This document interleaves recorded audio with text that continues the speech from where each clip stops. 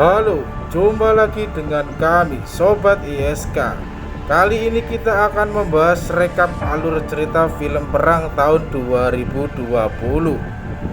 Film ini diangkat dari kisah nyata yang mengisahkan tentang pertempuran tentara Amerika di salah satu lembah gunung di Afghanistan. Mereka berjuang untuk mempertahankan diri dari serangan besar para pejuang Taliban. Dan ini dia alur ceritanya, The Outpost. Di malam hari mereka diberangkatkan menuju barak peleton merah. Di sana kita diperkenalkan dengan Sersan Larsen, Sersan Griffin, dan Sersan Martin. Singkat cerita, di pagi harinya, di saat Romesa yang melihat sekeliling lembah diberitahu oleh Sersan Josad jika pasukan Taliban sesekali muncul dari sisi belakang di atas sana. Mereka melepaskan beberapa tembakan lalu kemudian pergi begitu saja.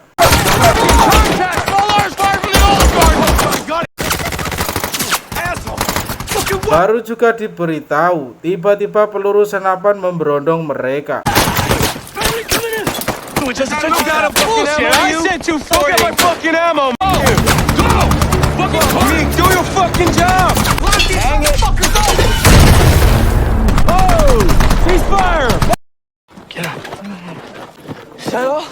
Namun dari serangan itu diketahui satu rekan mereka bernama Jacob terluka parah. Jacob, come on, stay with us. Gangbanging. I don't just fucking like that. Fuckers. Hey, what do you need? Di hari yang sama terlihat Romesa dan rekannya santai bermain kartu bersama. Kita diperkenalkan dengan prajurit kelas 1 bernama Thompson dan spesialis mortir bernama Rodriguez. Selanjutnya mereka berkumpul dan menerima arahan dari Kapten Keating. Kita sudah membuat perkembangan bagus di Camp Death, namun kita masih menjadi target sasaran pemberontak. Kita semua harus wajib menjalin hubungan baik dengan warga lokal setempat. Kapten Keating akan mengatur pertemuan dengan kepala desa dan warga lokal setempat. Mereka pun bertemu di gedung Shura sesuai informasi dari Kapten Keating. Dalam pertemuan itu Kapten Keating menjelaskan jika tugas tentara Amerika di sana untuk memisahkan Taliban dari warga biasa. Dia berharap agar warga lokal tidak ikut terlibat membantu Taliban. Untuk itu dia menawarkan sejumlah uang untuk membangun infrastruktur jika mereka bersedia untuk bekerja sama. Dan Amerika akan memberikan kompensasi bagi siapa saja yang menyerahkan senjatanya.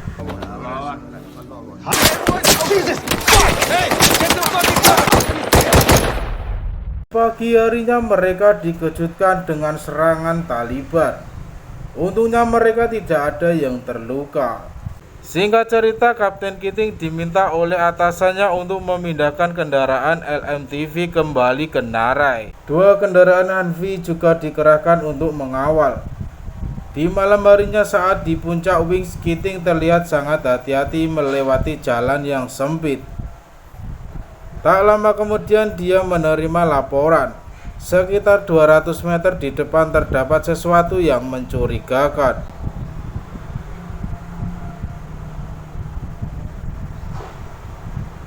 Dia kemudian meminta Romesa dan Carter pergi memeriksa. Kecelakaan itu menewaskan Kapten Keating. Kemudian Kapten Keating yang mendadak meninggal membuat rekannya begitu sedih. Untuk menggantikan Kapten Keating, markas pusat mengirim Kapten Robert Uleskes sebagai komandan baru. Romesa yang mendampingi Robert memberitahunya jika pasukan Taliban sesekali muncul dari sisi belakang.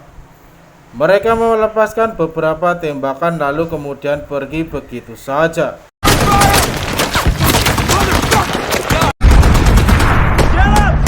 Untungnya kita memiliki mortir yang bisa diandalkan untuk melepaskan serangan musuh, kata Romesa. Romesa juga mengenalkan dengan para tentara nasional Afghanistan. akibat dari serangan itu. Selanjutnya terlihat seorang pria lokal mengambil foto di camp. Sersan Sanchez yang melihatnya langsung mengejar dan menangkapnya. Diketahui pria itu dibayar oleh kepala desa untuk mengambil foto camp, ya mungkin saja untuk Taliban. Mereka kemudian kembali mengadakan rapat di Sura dengan penduduk desa untuk mencari tahu apa yang terjadi. Anak itu anak baik, bukan anak yang jahat, kata orang desa. Singkat cerita, keesokan harinya Muhammad si penerjemah menemui Sersan Larsen. Dia mengatakan jika Taliban akan datang menyerang. Para penduduk desa sepertinya marah karena uang proyek pembangunan sekolah dan jalan belum terrealisasi. Selanjutnya terlihat Kapten Robert bersama pasukannya melakukan patroli rutin. Setibanya di jembatan, di malam harinya Younger mengalami trauma hebat atas kematian Kapten Robert. Romesa yang khawatir dengan perlahan melepas magasin dan peluru dari senjata Younger. Prihatin dengan kondisinya, Letnan Bundi meminta Romesa untuk mengirim Younger pulang. Younger pun dipulangkan dengan helikopter bersama dengan jasad Kapten Robert. Secara bersamaan, Kapten Brower datang ke sana untuk menggantikan Kapten Robert. Kapten Brower diberikan identitas milik seseorang yang mereka temukan di dekat jembatan. Mereka curiga orang itu adalah pelaku yang memasang bom di jembatan yang menewaskan Kapten Robert. Untuk itu Romesa meminta izin untuk melakukan penggeledahan di desa sekitar untuk menemukan pelaku. Namun Brower menolak memberikan izin dengan dua alasan. Keesokan paginya, Ramesa yang sedang bersama Skusa dan Griffin kembali diserang dari atas bukit sehingga kontak senjata pun terjadi.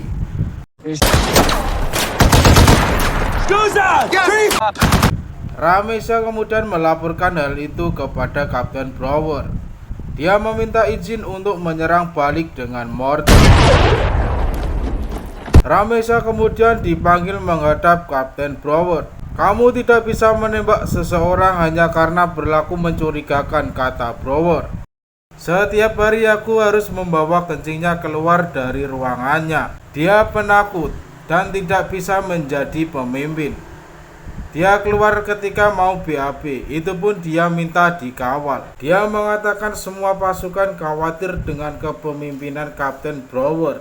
Orang-orang di sini menyebutnya Brower si pengecut. Di malam harinya Carter yang berjaga melihat pergerakan musuh yang langsung menembakkan mortir.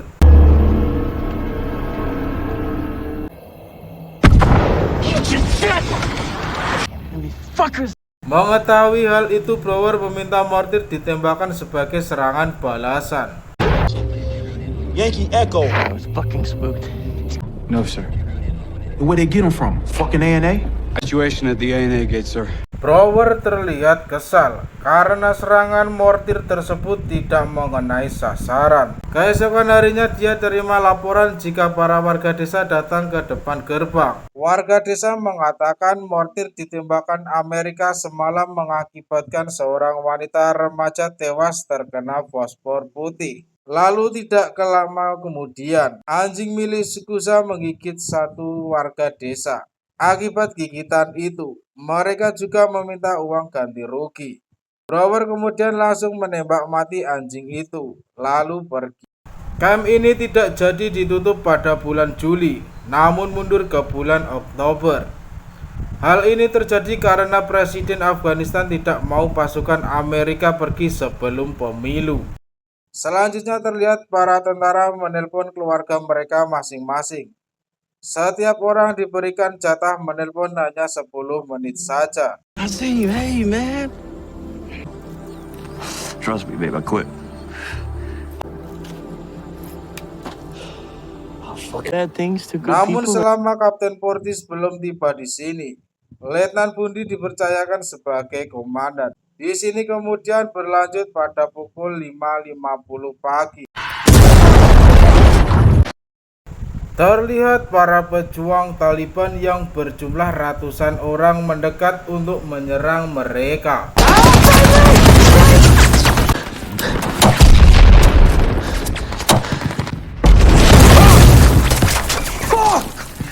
Bundi mendapat laporan kalau mereka dikepung dari segala arah.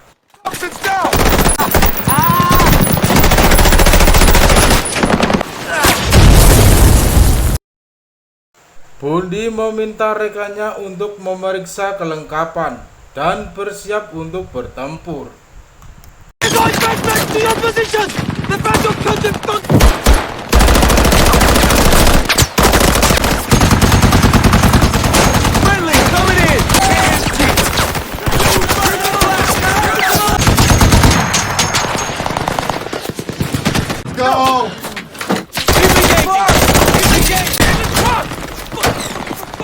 LRAS-2 pun terus ditembaki, yang membuat senapan otomatisnya rusak.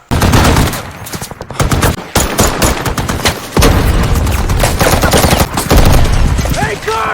Are you my ammo resupply? You're gonna go on my count on 3. Car PC! Komandan Said kemudian menemui kolonel dan mengatakan jika sebagian pasukannya yang bertahan kewalahan.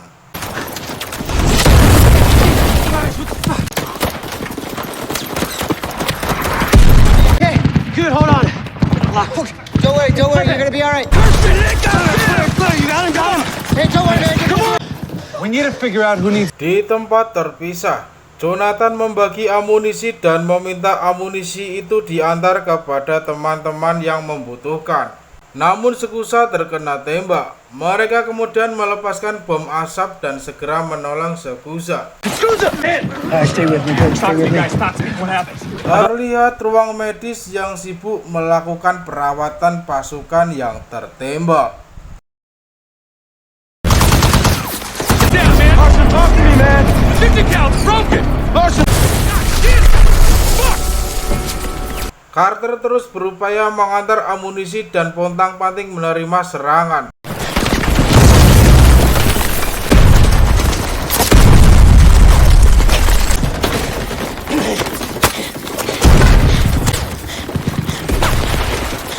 Namun akhirnya dia berhasil tiba di mobil lapis baja dan bergabung dengan rekan-rekan lainnya. Mereka terus dihujani peluru.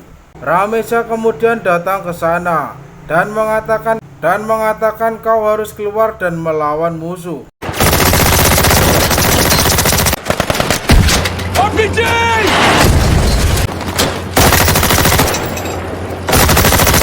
Fuck your arm! Terlihat Ramesa yang terluka di bahu kirinya karena dihantam oleh RPG. We gotta get this arm checked out. Ramesa kemudian mengumpulkan pasukan dan mereka akan merebut kembali pintu depan yang dikuasai musuh. Terlihat Thompson yang terluka parah sedang ditangani tim medis. Ramesa kemudian mengambil senjata rekannya untuk membantu melumpuhkan sniper Taliban. Hey, we may die today. Let's kill it, man. There's 1,000. 2,000. 3. Eat shit!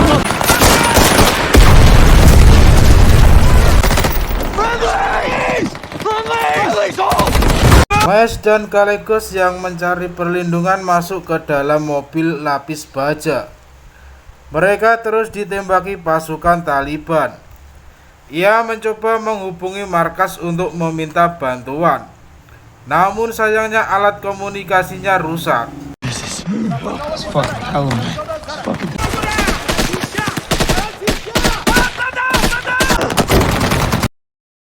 Martin yang mencoba keluar dari kendaraan mencoba mencari bantuan.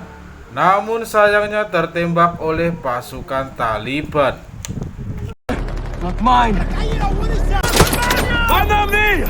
Hit it with the 203. Capture the core. Fuck that.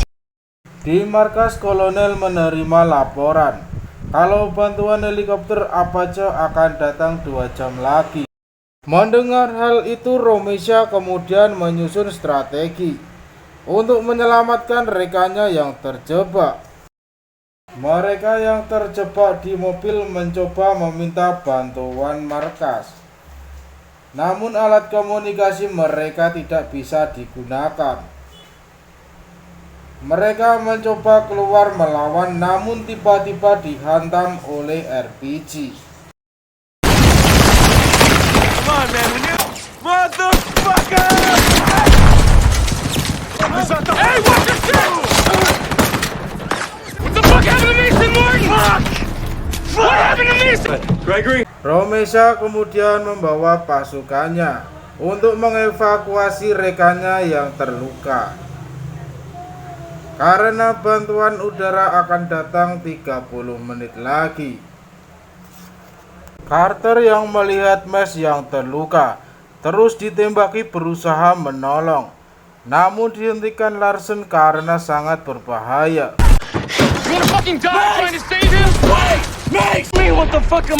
Carter dan Larsen memutuskan untuk menolong Max yang terluka parah dan kehilangan banyak darah. Oh, babe. You're looking good. Hang with me. Come on, you a man or not? Carter kemudian menggendong Max kembali masuk ke dalam mobil.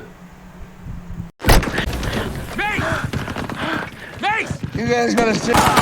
Romesha dan rekannya berhasil merebut gerbang utama yang dikuasai anak buah Taliban. Fire extinguisher. Good shot. Go. Namun pasukan Taliban terus berdatangan.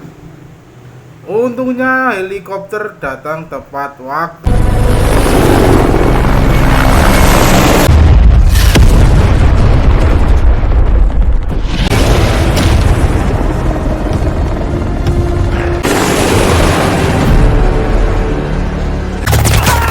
Sebagian besar pasukan Taliban berhasil dilumpuhkan. Carter memutuskan keluar untuk mencari bantuan di sekitar.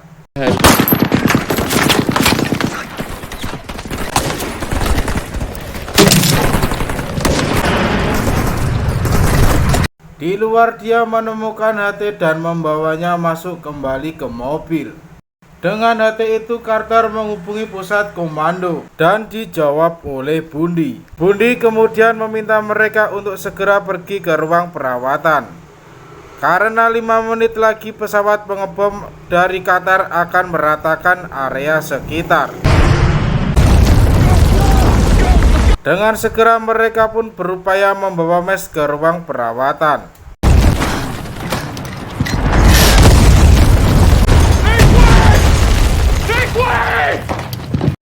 Mereka akhirnya berhasil mencapai ruang perawatan dan Max segera menerima pertolongan. Namun sepertinya kecil harapan Max bisa selamat karena dia kehilangan banyak darah. Terlihat Kapten Portis dan tim tanggap darurat akhirnya tiba tak jauh dari camp. Di sana terlihat lubang besar bekas ledakan bom yang dijatuhkan pesawat. Perang pun sudah berakhir. Para medis berjuang keras untuk menyelamatkan Max. Mereka yang memiliki darah A+ pun kemudian mendonorkan darahnya termasuk Bundy. Namun nyawa Max tidak tertolong, termasuk Sersan Griffin, Sersan Gallegos dan juga Sersan Joshua. Di malam hari Kapten Portis dan tim tiba di camp, bertemu dengan Bundy. "Maafkan aku," kata Bundy sambil memegang pundaknya Portis. Portis mengatakan, "Letnan, kau sudah mengambil alih komando dan kamu sudah bekerja dengan sangat baik di sini." Ia kemudian diberitahu jika semua pasukan sudah dihitung. Ada sebanyak 27 orang terluka dan 7 orang tewas, serta belasan tentara nasional Afghanistan terluka parah. "Kumpulkan semua pasukan. Besok kita akan ledakkan tempat ini hingga hilang dari muka bumi." Lalu tidak lama kemudian helikopter evakuasi pun datang ke sana dan film pun berakhir. Terima kasih sudah menonton video ini. Sampai jumpa di video selanjutnya. Salam Sobat ISK. Yeah, Roger.